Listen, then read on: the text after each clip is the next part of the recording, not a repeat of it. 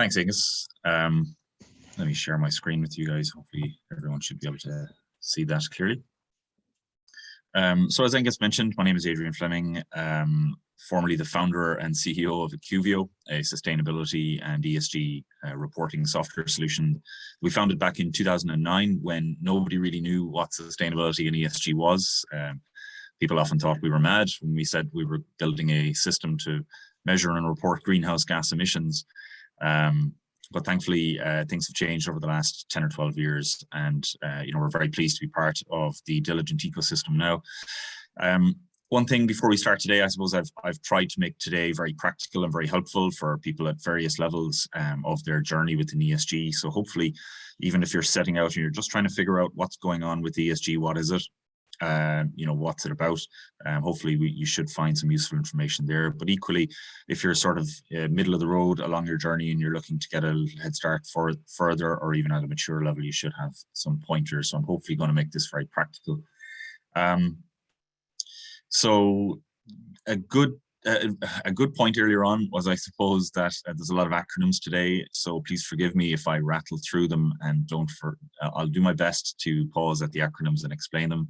Of course, GRC is governance, risk and compliance. Diligent is probably best known in Ireland in particular for its boards software. So many of the company boards around the country are using this boards software to collate everything. So Diligent has a great track record and a great pedigree there. And that's what made the acquisition of Acuvio so sensible, I suppose, because we're both selling into the same groups, into the C-suite. So, today I'm just going to cover, the what and the why, the drivers, so you can understand the underlying rationale for doing it in the first place. I think everyone wants to see the trends. Everyone wants to get a head start on that. And, being an international organization, we get to see a lot of those trends and how they're progressing. I'm going to focus a little bit then on the opportunity for Irish companies based on what I see internationally as well, and how we can maybe get an edge, and some practical tips and tricks in that regard, and some solutions that are out there and to bear in mind. So the what and the why. So ESG, lots of people would define it as many different things. Here's a traditional definition of ESG, but if I was to sum it up in one word, ESG is about integrity.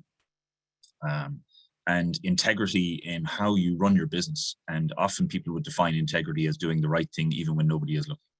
So if you can bear that in mind when you're talking about non-financial reporting, that often helps to square it away in terms of what you should report, what you shouldn't report, and how you should report it. So what is ESG?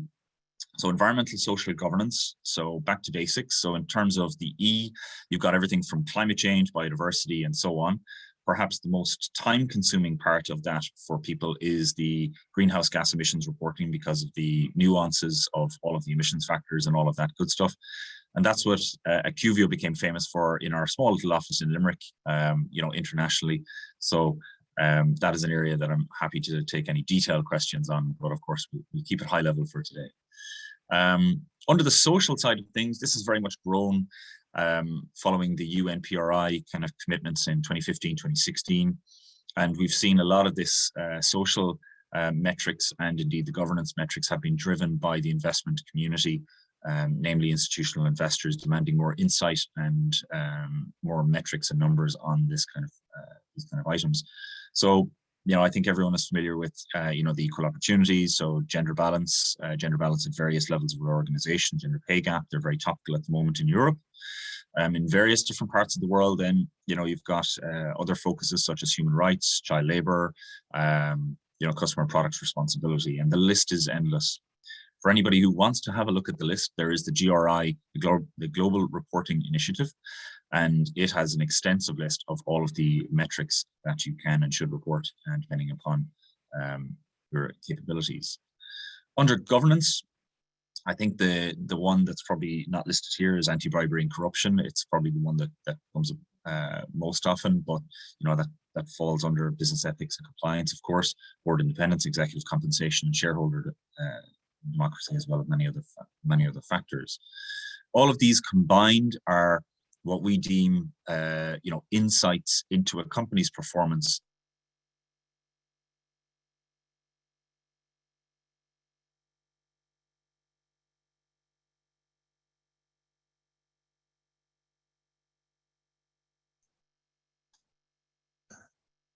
I think Adrian has just frozen there. We might give a minute there for him to come back on.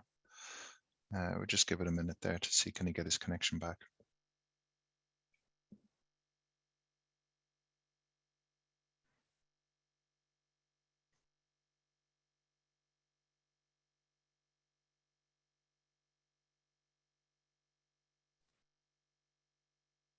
I think you're back, Adrian. I think so too. Zoom decided that I was no longer worthy of its presence, so it decided to boot me out. I'm back, I think. Hopefully you can see my screen again. Can you put technology in one of those lists there as well, Adrian, please? Should do.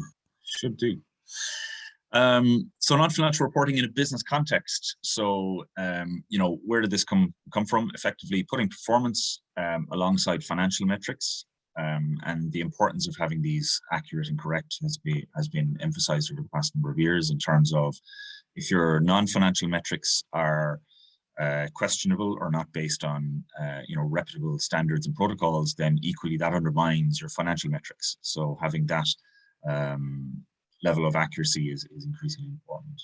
Strong indicators of management capability and adaptability. This is something that people are often surprised about. So, institutional investors like BlackRock and Vanguard and these guys, they're not shy in telling organizations that, when they see a company and they're assessing it and they see that it's either not disclosing anything in the ESG space or it is doing so poorly, that reflects poorly on the management and the management's ability to cater for rapid change, and to adapt to a changing business landscape. So it's more of an insight, not so much about, what are they doing in the environmental area or social governance, but more so, well, are they even recognizing this, or are they burying their heads in the sand? So it's an interesting one in its own right. ESG metrics and performance is also a very strong indicator of company resilience to change. So, historically and anecdotally, we have seen in the UK in particular, organizations that were doing voluntary ESG reporting, and specifically around carbon and greenhouse gas emissions. They adapted quicker and far more profitably to the newly introduced legislation. It was basic and simple for them to adopt, whereas other organizations really struggled to get their house in order to report their greenhouse gas emissions and other ESG metrics when the legislation hit. Some companies, it can take them 2 to 3 years at best to get the systems in place, to get their data in place, and to get their people in place in order to comply with some of these legislationary items. So it's quite a relief to many investors when they see that they're already doing it. So if there is a future legislative requirement that needs them to have that kind of level of granular data, they have it, or at least they're materially halfway there. And of course, it's a good risk indicator, and that goes without saying. I mean, obviously, you've got an insight into the current risks and of course the future risks. Flipping it onto the positive side, and I'm always a carrot on stick kind of guy. A lot of people focus on ESG as a stick. I would actually look at it in the reverse. I would see ESG as probably the greatest, business opportunity that has existed in a long time, probably since the start of kind of the technology boom, I guess. And there's a lot of untapped brand value out there, and companies that have, gone after that have done very well already. And there's untapped opportunity by setting themselves apart as a differentiator, but also looking at products that have a better ESG credentials and untapped competitive advantage, which goes without saying as well. So, I prefer to look at it in those terms. What and why I mentioned this earlier on, ESG equals integrity. In the past, often it was viewed as a box ticking exercise. Now it's much more than that. So bear that in mind when you're considering what you do report and how to report it. So what's driving all of this? Why are we even talking about this? And why has it become such an issue over the past 2 to 3 years in particular? The key thing is the investment community. The investor community, I suppose, have signed up to the UNPRI, or just the PRI, as it's known now, the Principles for Responsible Investment, whereby they have made significant commitments to ensure that their investees are actually reporting and tracking non-financial reporting metrics or non-financial metrics to give them insights into those environmental social governance items that we discussed earlier. And that's perhaps the biggest driver. Second to that would be legislation. And people often, particularly in the United States, I see people are kind of, a little bit more saying, oh, well, we'll wait for the legislation to hit. And, investors are taking a dim view of that because obviously it's a little bit too late. They don't realize that it can take 2 to 3 years for them to get their data and people in place in order for that to happen. And that's even more acute at the moment with the severe shortage of ESG staff in the marketplace. So it's taking quite a long time. There's a lot of competition for good people in that area. The third driver is the opportunity and international competitiveness. And this is an area that I want to focus on today because, I'm based in County Clare, born and raised in County Clare, very much an Irishman, even though I've spent a lot of time internationally, talking about sustainability and working in sustainability, and I want to do what I can for for companies in Ireland. And I see that unfortunately, many Irish companies are at a disadvantage in an international competitive standpoint. And, we already internationally have a fantastic green reputation. It's just now we're being asked to back it up. So with a little effort, we can actually back it up quite easily and compete internationally. Even if we have a good bit to go to catch up to some of our competitors, even just by starting the journey, we can create a disruptive environment. I'll go into that in a little bit more detail later with some tips and tricks. Public sentiment and brand equity is an increasing area as well, particularly with the younger generation. Any of you who would be familiar with terms like fast fashion, where a lot of people, love to go to Pennies and pick up loads of cheap items and are kind of proud that they've only paid €2 for this T-shirt or whatever it is. And there's an increasing push towards, buying better quality stuff that lasts longer rather than throwaway fashion items. And Pennies in particular have done great work in terms of incorporating recycled materials into their products, and have done an awful lot of work in terms of cleaning up their ESG performance as well over the last number of years, and that should be acknowledged.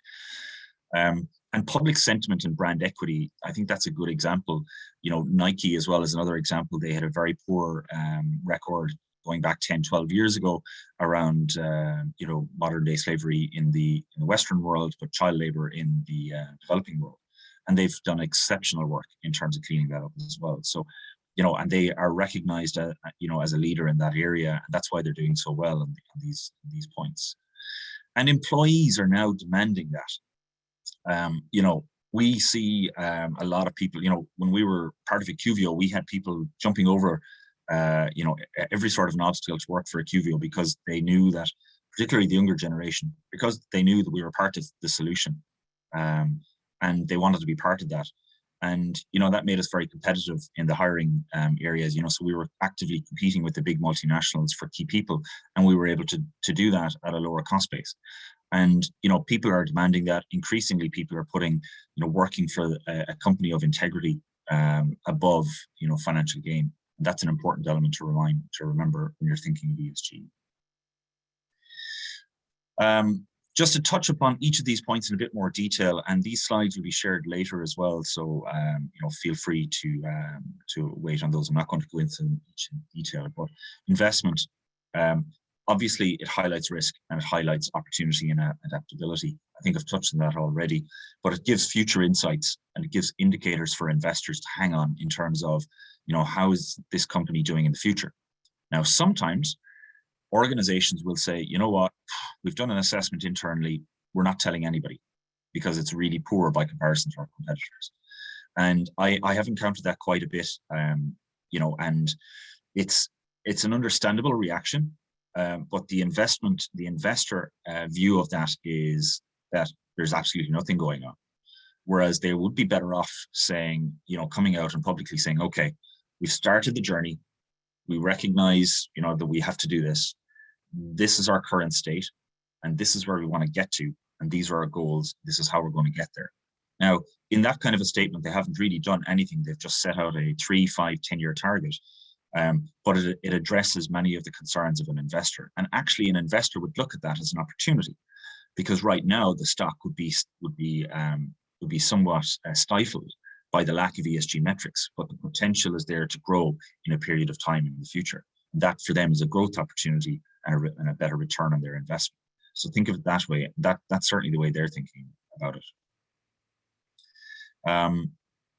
Again, here's some examples of these risks. Sometimes people say to me, well, what are they really worried about? I mean, how can a financial services company based in Dublin really be, at risk in an ESG area? Well, here are some of the examples that often people are concerned about: bribery, corruption, modern day slavery.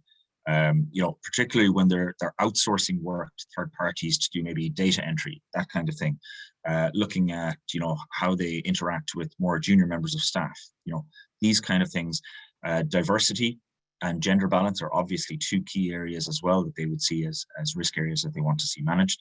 And environmental incidents, they also want to see that, they're engaging with the community. They're working on their brand. They want to make sure the brand isn't viewed as a dirty thing. It's actually it's looked upon as a very positive brand that stands for, integrity and ethics and so on. So legislation, when we're talking about Ireland, we haven't got direct carbon legislation as they would have in the UK and other areas. There is, of course, some legislation which impacts listed companies. We've got a sample of them here, the EU taxonomy regulation, SFDR, Sustainability Financial Disclosure Regulation, TCFDs in the UK, and ESG measures. There are some areas in there that we need to be aware of. Obviously, then there are some energy metrics that impact us, but not to the same degree as some of the reporting legislation in the UK and further across Europe. We're also seeing that a lot of the legislation is coming down the tracks in the United States, and that's probably going to have a trickle-down effect. But when we're talking about trickle-down effects, what we are actually seeing in the marketplace is that organizations that are being impacted by legislation in one geography are taking a more holistic view. Then rather than just dealing with the legislation, they're putting in an overall sustainability or ESG program. And as part of that, there is a supply chain element. And it's that supply chain element that's impacting us in Ireland quite a lot, because we supply a lot of our goods and services into these organizations. And as we supply them, we're being asked as part of RFP processes for key metrics around our ESG performance, including greenhouse gas emissions, among many other items. And we're not performing as well as our competitors. Now, in the last few years, that was okay. It wasn't okay, but it wasn't damaging us too badly. But now these organizations, I'll take Tesco as an example, are now ratcheting up the points that are available for ESG disclosures in those RFP responses. So much so now that it is actually hurting us. It is damaging us significantly. And that's something that will only increase. And they, as well as many other organizations, have set that out, that they're going to continue to increase the points available for ESG disclosures. So in terms of trends and being aware of what's coming, keep an eye on that. I'm just going to keep track of time here myself. The opportunity, international competitiveness, I think I've touched on these already. I'm trying to tie them together so you can see how legislation impacts one, impacts the other. So even though there may not be legislation in Ireland, I would suggest that you keep an eye on legislation in the countries that you sell into, because that will have a trickle-down effect, probably quicker than legislation will arrive in Ireland, in my personal opinion. Or at least significant legislation. There is, of course, already legislation. I'm talking about significant, that would be more broader. In terms of a B2B context, customer RFPs, I've mentioned competitive disclosures, competitive differentiator, and a higher price point. There's a fantastic video out there that Bill Gates has authored around what he calls the green premium. This is where it's an increasing trend across the world, where members of the public are willing to spend anything up to 25% more on a product that has green credentials, that stands for something, versus a similar or superior product at a cheaper price. So that's an interesting one. And obviously being on a green island and having that reputation already, ever before the ESG phrase came out, we are already viewed that way. We're just now being asked to prove it and to substantiate our claims. In a B2B context, that's even stronger. the brand value and equity, like the Nike example I gave earlier on, positive consumer sentiment, competitive differentiator. All of these exceptionally valid, in particular in the international context. This is also where there's a lot of opportunity. So looking for a differentiator or looking for something different, focusing on a green branding without going into greenwashing is probably the area that we haven't tapped most, in my opinion. Drivers of ESG reporting, brand equity. I've touched on this a few times already, but I think more and more consumers are expecting businesses to invest in sustainability, the environment, and society. And the point I would make here is that this is not just for large organizations, right? I'll take, for example, Acuvio, a small company, less than 50 people, based in Limerick, but we had an ESG program. Our ESG program was to get involved in Coder Dojo, where our software developers were actually allowed to go out on company time and take part in these Coder Dojo programs, whereby we were teaching kids how to write software development on the weekends and during the weeks at schools and various places. And the kids were being given a safe environment to be geeky, like me and my co-founder wanted when we were younger. We were definitely into computers, into software. We didn't really have a safe environment to do so, where there was a kind of an ecosystem of people to help us and so on. So we've provided that with Coder Dojo, and I'm proud to say that when we started off with Coder Dojo, there was a Coder Dojo once every Saturday in Cork, and then we started Limerick, then we started Ennis, we started Shannon, and now I think there's over 3,000 Coder Dojos worldwide. Assisting up to 15,000 kids every week in terms of exploring this area. So that's an area where we got involved in ESG, something that was aligned to our personal or to our business goals, software, but equally has a positive influence on the environment, or on the environment, but also the people around us. So look at your business. Look at what positive elements you could do, not just in relation to the environment, but society and environment in general. What can you give back? And that effectively is a good ESG program as well. Drivers, employees. So we're seeing this a lot, even ourselves these days. Obviously with Diligent, we're hiring aggressively, and we're seeing people who are choosing Diligent over other companies, simply because ESG is core to the strategy going forward, and there's a lot of activity in that area. There's an opportunity there for every organization to differentiate themselves, but also to retain staff, and to market their company in the kind of in the recruitment war, as somebody called it recently, that's ongoing at the moment. So bear that in mind as another driver. We're seeing that as a particular driver in the technology space. So the likes of Google, Facebook, these guys, they're all competing against each other, and it's these non-tangible areas that are helping them to differentiate between one another. Here's a question that some people, say to, or here's something that, some people in Ireland say to me quite a bit is, I'll keep an eye on it, but it's not really impacting me right now. And in some instances, they're correct. Aside from the fact that for some organizations, it can take, 2 to 3 years to get up and running before you can comply with legislation, for example. But the question I would say is, are your customers, particularly in a B2B context, asking for this information? If so, for how long have they been asking that information? You would be surprised how many organizations come to us and they say, hey, one of our biggest customers, let's say the NHS, has been looking for this information for the last 6 years. The C-suite weren't aware of it for some reason. And now it's our hair is on fire. We have to get this sorted. And they come to us and they're saying, hey, we need the system in place like yesterday.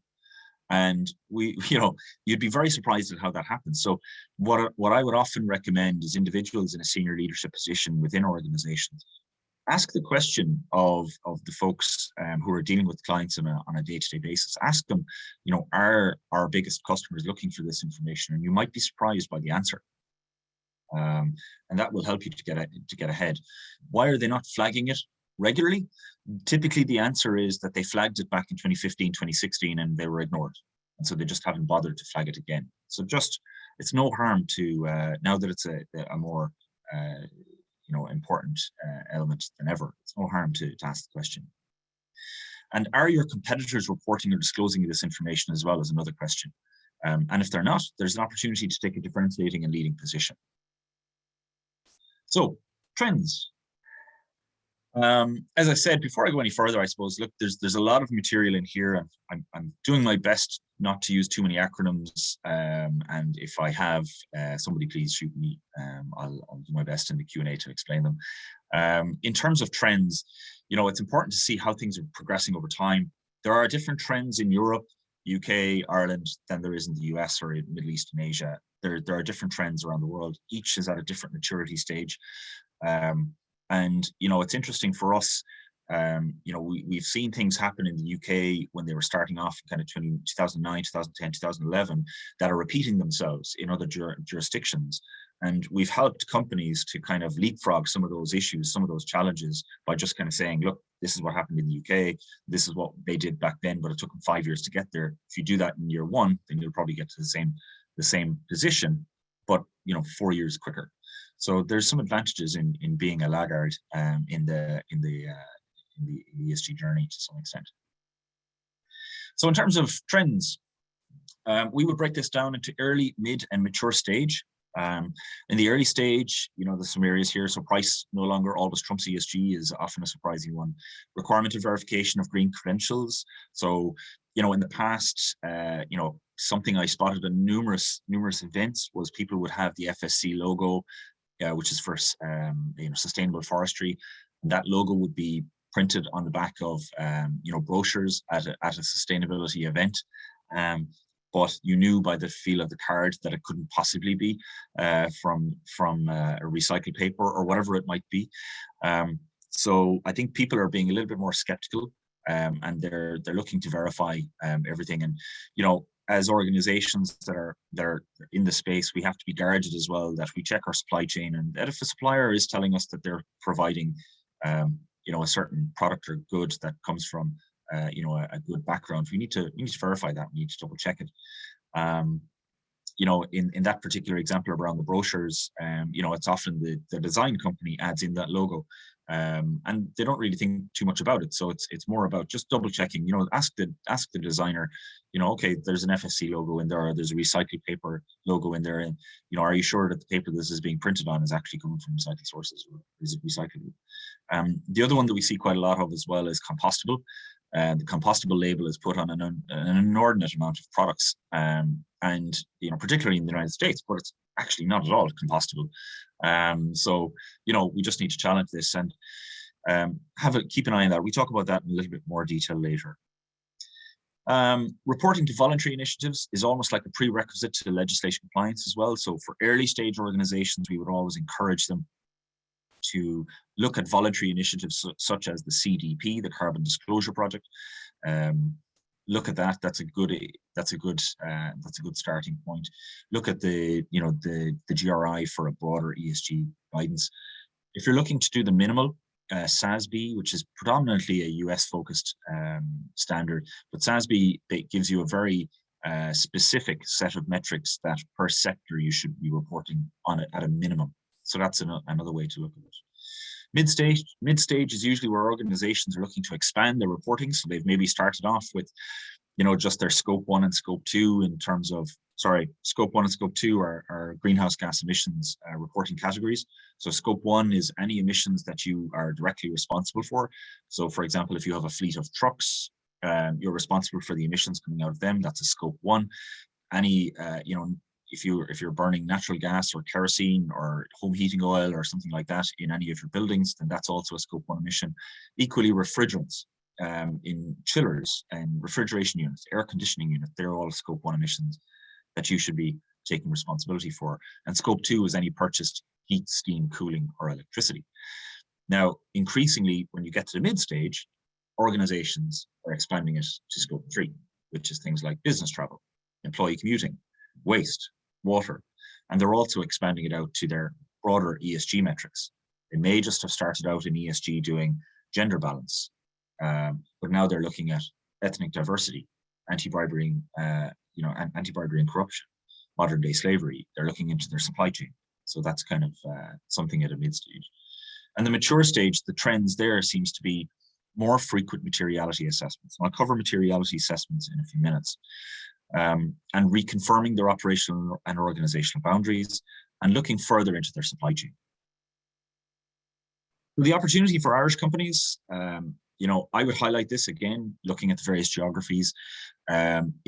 If you're selling into the UK and the EU, there's a more mature market there. RFPs have had low weighting in the past, but now they are increasing the amount of weighting that they're allocating to the ESG scoring for their suppliers. Be aware of that. Get ahead of that if you can.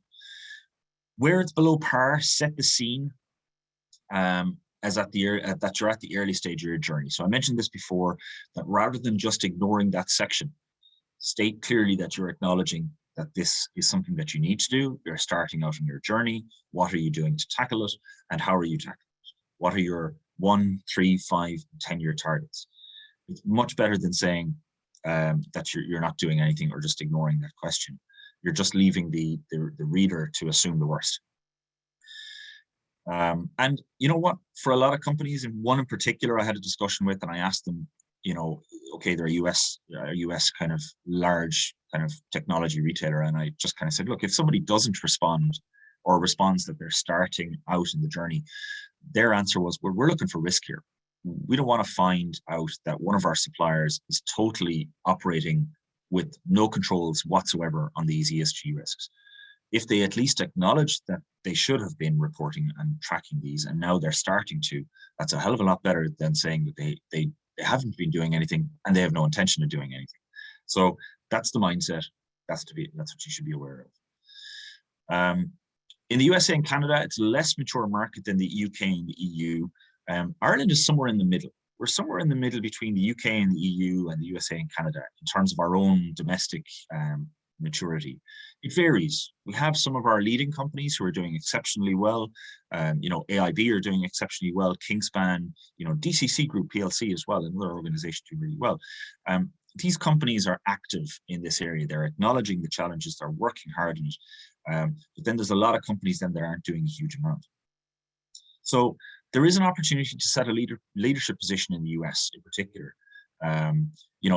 Even modest ESG achievements here in Ireland will actually be superior to most of your US competition. So bear that in mind. So no matter how small the achievement is, leverage that.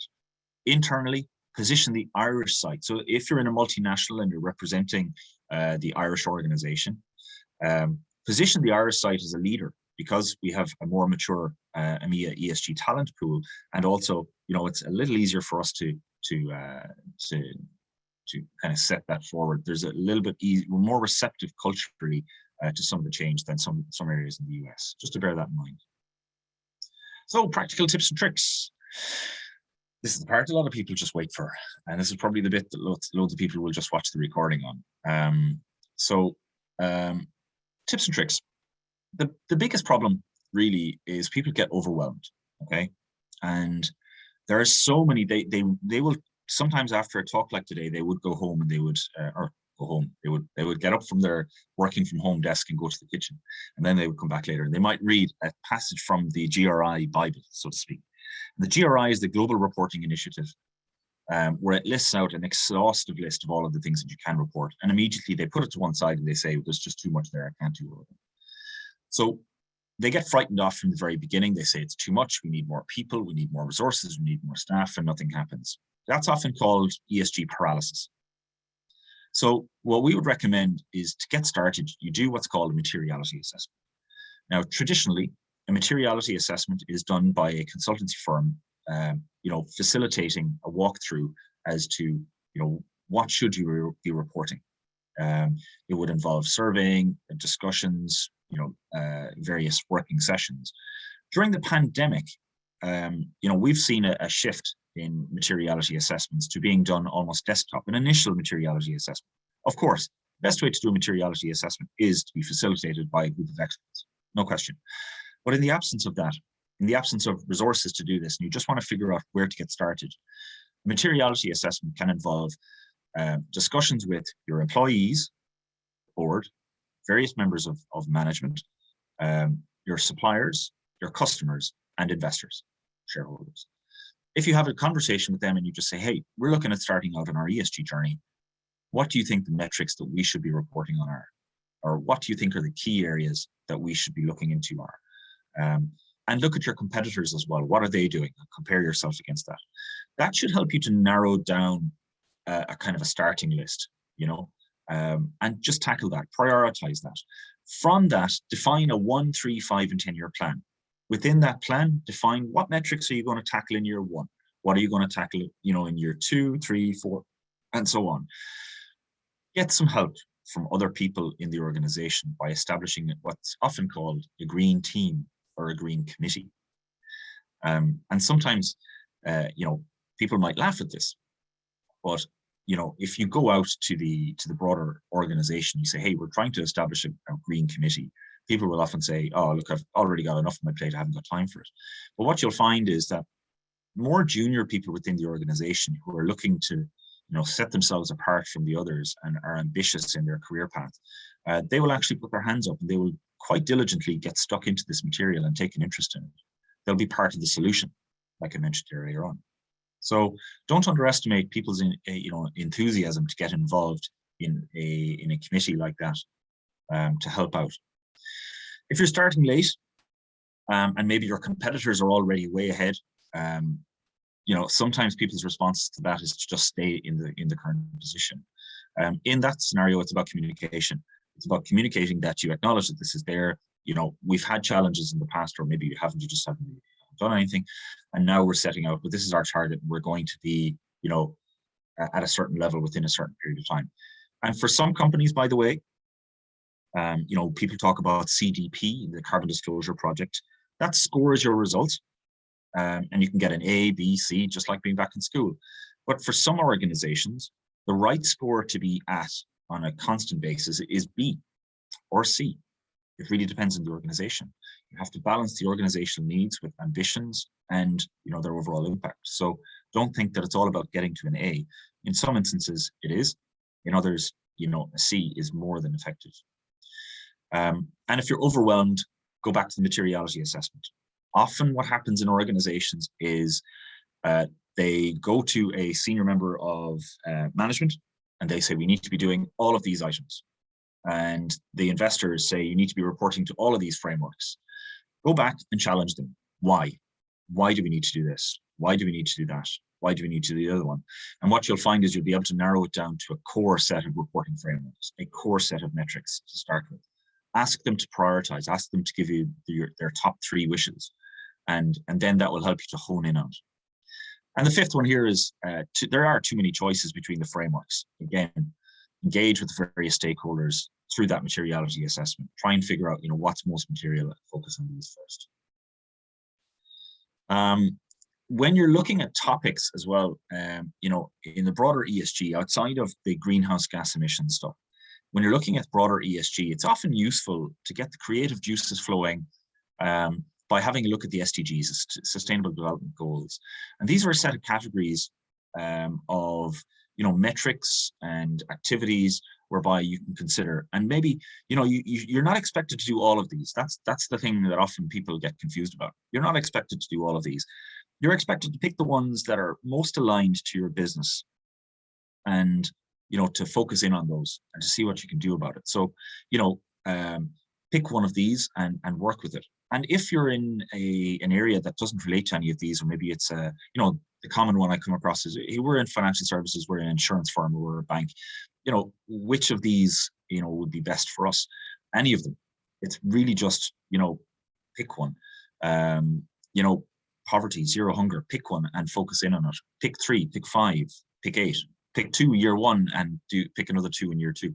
It's really up to yourself. But each of these, if you go onto the Sustainable Development Goals website, there's an extensive detail about subcategories, and you'll get some great ideas in there about where to start in terms of the broader ESG, in terms of engaging with various community groups and the public.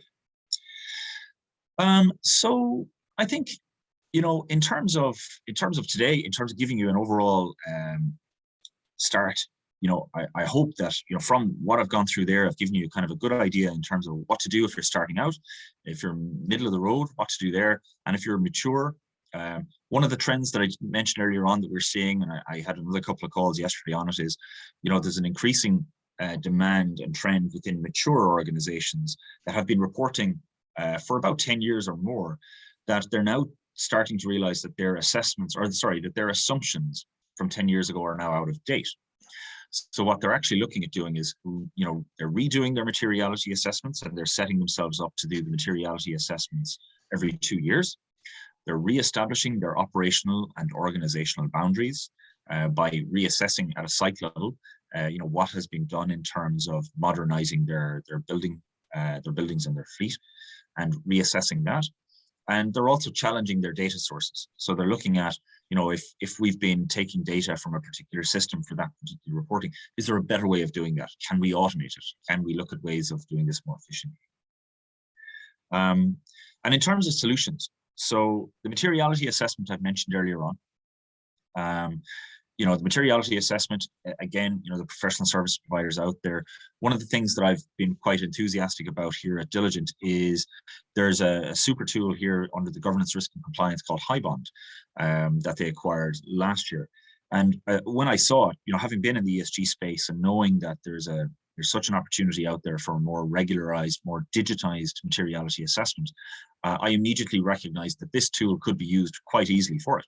So we have already a prototype and a number of companies using a materiality assessment tool. Now it can be used as an assistant to a facilitator. So we're working with some of the consultancy firms to work alongside it, but equally some companies are actually choosing to use it themselves. So it's an interesting solution out there. And that's just looking at some innovation in the area. Obviously, Diligent are a software company. IQVIO is part of that. We have solutions there that can cater for any business at any size, everything from small companies to very large enterprise businesses, to put a financial grade control across all of the ESG metrics, establishing baselines, and recording and reporting metrics. One of the things as well that I really liked about Diligent is that one of the big challenges in ESG is data. And, we encountered it with IQVIO. We made several tools to automate data and capture them from various sources. And over the past 10 or 12 years, we recognized that ESG data has all of these quirks and nuances that doesn't exist within a traditional ERP or EHS scenario. And it has these really weird quirks that just, have caused me to go, somewhat gray, not exactly just yet, but nearly there. And maybe the video is hiding some of it. They're really frustrating. But Diligent has this robotics automation tool that actually can go gather data and then can transform it based on a series of rules and then insert it into a system like IQVIO. So we're working with them on adapting this to make the entire thing automated as well. So it's a really exciting area. It's really interesting, and I'm finding it fascinating. That will give us even more up-to-date data-driven decision capability as well. So the future is quite exciting in that area, and we're continuing to innovate. How do we solve these challenges? Flexible and efficient ESG data collection is the key thing. Certified climate and carbon measurement is another. Third-party ESG risk monitoring, as I mentioned before, and the IQVIO solution, if any of you haven't heard of IQVIO beforehand, was one of the first companies in the world to be accredited by the CDP, the GRI, SASB, and DJSI, and also we were the first company in the world to establish a partnership with the International Energy Agency. Granted, it was probably assisted by some Irish guys being on the board there, but it was a novel idea at the time that when the IEA did a set of emissions factors, that we would incorporate those into the IQVIO system as standard. It was breaking new ground back in 2014, 2015, and it still remains a differentiator in the marketplace today. So we are solving all of these issues with innovative solutions, and happy to help wherever we can.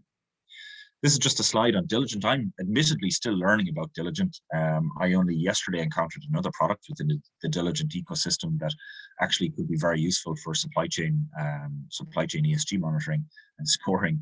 It's just that the ecosystem within Diligent is so powerful, and there's a lot of systems in there.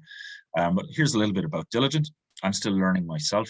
One of the things that I like about Diligent is very similar to IQVIO. We always put the customer first. So the client retention rates at IQVIO and Diligent are still, above 95%. Any of you who are not familiar with Diligent, within the boards sector. Already, a lot of the companies that I've spoken to in Ireland about Diligent are already aware of them in terms of the board software. The governance, risk, and compliance software solution as well is actually widely used, but perhaps it's headquartered in the United States, but the sites in Ireland are also using it. And so that's pretty much it for me. I think we should have about 10 minutes left for questions. Not doing too badly on time. If you have any questions, I'm happy to take them now. Well done, Adrian. That was really, really good. There are a couple of questions in the chat box. I see them here. But okay. I'm in control of the situation, so I get to ask my questions first, Adrian, if you don't mind. I'll ask my questions first. I think that was a line from the Unbelievables, wasn't it? There are the 70 plus people on this line, members of the chamber. Very few of them are in large organizations, and I'm guessing if they are in large organizations, somebody in head office is tasked with the headache of proving that the business is burnishing its ESG credentials, policies, website, notes to financial statements, actively doing stuff, and putting resources towards ESG. And look, absolutely get where this is going, for everybody. It's a wave of measurement, of data, of requirements, of everybody requiring this and making organizations attractive. But to our membership, who five-person companies, how is it relevant at this stage? Is it relevant for the organizations themselves to be burnishing their credentials, or is it from a supplier relationship into larger organizations that is maybe the immediate focus? But presuming that everybody wants to go on this journey, but maybe there's more immediate requirement. Where is that immediate requirement at the moment, Adrian, for smaller companies? For smaller companies, I would say it's in differentiation, and just brand value. So if you take, for example, let's say if there's two coffee shops next to each other, and one of them is involved in a charitable event, and they have a poster at the front, or they have been active on Facebook or YouTube or TikTok or Snapchat or whatever it is about their active work in maybe PA to House, or they're doing some novel events around supplying coffee to the fire brigade at nighttime or something like that. You'll be more inclined, because of the brand value, you'd be more inclined to go in that door than the one next door, which isn't doing anything like that. There's brand value at the smallest level. There's also employee satisfaction, benefits of doing stuff like that. So the immediate, it's probably softer in terms of legislation and things like that. But there's another thing as well. Consumers are increasingly aware. If you go back to the coffee shop example, there's quite a lot of people would walk out of a coffee shop if they saw that the cups weren't recyclable or compostable. I've seen it, and that's an interesting take. I've also seen, fast food restaurants who are using, they went with the paper straws, which is admirable and brilliant. But then they dropped the paper cups and they went to plastic cups, which are even worse. Little things like that would actually, raise eyebrows, ask questions. And it's more about just giving people that kind of positive brand value when they use your product or service. You'll continue to use it. So, I think there's several little opportunities like that on a smaller scale. If we go kind of a little bit bigger than that, the same is true, just maybe in a different way. If there's an office of 10 or 15 people, perhaps the environmental impact isn't massive, as it was with Acuvio, in the earlier days. There was less than 10 of us there for a long time. I think there was 6 of us in the company when we started working on Coder Dojo. And so, that was positive. And, we got a lot of very positive feedback. And when we were talking to our customers, they were saying, what are you doing in ESG? And we were telling them about Coder Dojo, and they were looking up the Coder Dojo website and we were saying, this is amazing, crikey, let's get on. It was a talking point. It was a differentiator. So when we were in a competitive situation, sometimes people would bring us up and they would say, hey, look, we've decided to go with a QBO. And by the way, just to let you know, I've contacted a few of my colleagues and we're going to start a Coder Dojo here in London or Kent. And if you look at the map on coderdojo.com, you'll actually see a lot of UK locations. And I've been to most of those locations. So, there's a positive influence in being, having something to differentiate yourself from an ESG perspective as well.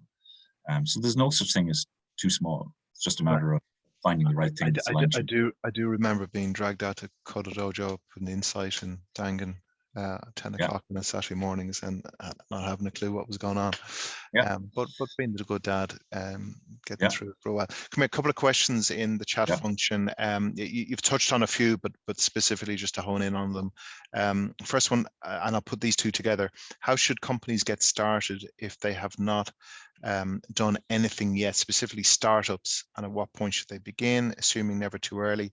And then the second question is around comms. Some businesses are doing good things quietly, but they're not mapping it or doing comms around ESG. How best to share the good news? So I'll tackle the second one first, around communications. Communication is absolutely paramount, and it's a thing we're really guilty of in Ireland. Is we don't promote ourselves. We're really, we're happy to go silently and do these great deeds, but we should be recognizing this, and we should be holding people up above ourselves. People who take the time to do these initiatives, particularly charity events, or taking an interest in doing a particular waste recycling program within an organization or whatever it might be. Communication is key. Getting it out to the masses. I mean, in a formal sense, communicating on your website is probably the best way to do it. Secondary to that, in my opinion, would be social media. Sometimes people are looking for those viral clips, but they don't always happen. So just getting it out on social media that you are doing something and what you're doing and how you're doing it doesn't have to be a big production. I've seen some very effective things recorded on, iPhones and put up on Facebook and on YouTube, and in TikTok is increasingly popular, Snapchat, Instagram, these kind of things. Just get the news out there any way you can, but the website to start.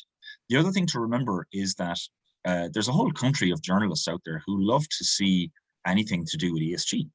It's really easy to get ESG related articles published, really easy.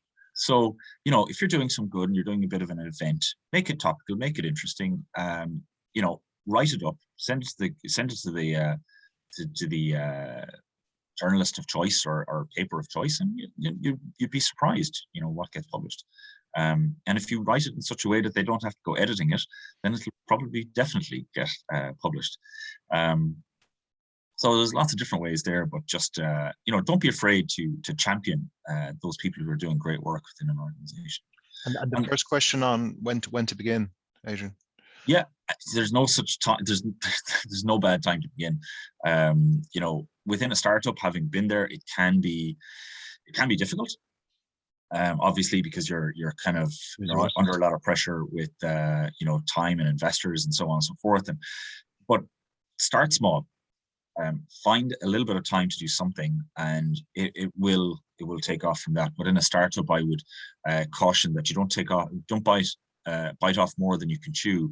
That would ultimately slow down the startup's position or start the startup's prospects. So pick something small.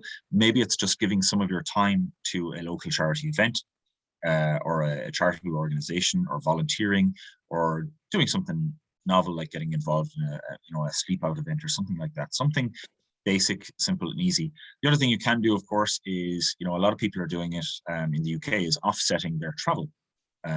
So it's just I used to do it as well when we would arrive into a meeting. I might have traveled transatlantic or something, and we would often offset the flight by buying offsets, or buying something towards trees that get planted to offset the emission from that. We did it a few times. Obviously the offsets is a bit controversial, but it's an area to look into. Adrian, we're nearing the end, but there's just a question I think is really important to get in. Adrian, how important is the board of directors, I presume, in Oh your God, championing this is a ESG? loaded question. I could Are go you on seeing for it another. with confidence? I suppose, look, one good thing is people have tuned into this, which is great. You know, there's a lot of guidance for directors out there. Like, it has to be the board. I mean, it's sorry. I mean, Absolutely. it has to be where it comes from. But, you know, CPD, like guidance, you know, certificates, diplomas, like surely this is where this is going for directors. 100%. 100%. I mean, look, if we were to tie this back into trends, the trend would be that, you know, any organization that was serious about sustainability, they needed a sustainability manager or a CSO, a chief sustainability officer. And, you know, you could tell if an organization was taking it seriously or not by who that person reported into. If they were reporting into marketing, then it was more greenwashing. If they were reporting into the board, then they were taking it seriously. Increasingly, in the more mature organizations, I'm seeing a new trend whereby organizations are actually assigning the CSO role to the CEO. And the CEO is supported by a couple of EAs who are sustainability experts. But the CEO is taking it upon him or herself to be the expert in sustainability and is taking a detailed interest in what they should be doing. Because to be fair, if ESG and sustainability is to be effective in an organization, it should be active in every level within the organization, ideally. And if that starts at the top, then it's a lot easier. So we're seeing that trend that the CSO role is being ditched in favor of the CEO taking that and just being supported by some internal resources and external resources as well. Okay, listen, Adrian, there's some more questions there, but we've run out of time. So just to recap, that this session was recorded, so is available. We can send around. And look, all I can say at this stage is thanks very much for coming on. And this is certainly not the last we're going to hear of ESG. It's going to be big, big, big. So thanks again for your time, Adrian. No problem. And thank you everybody for dialing in today. Thanks, everyone.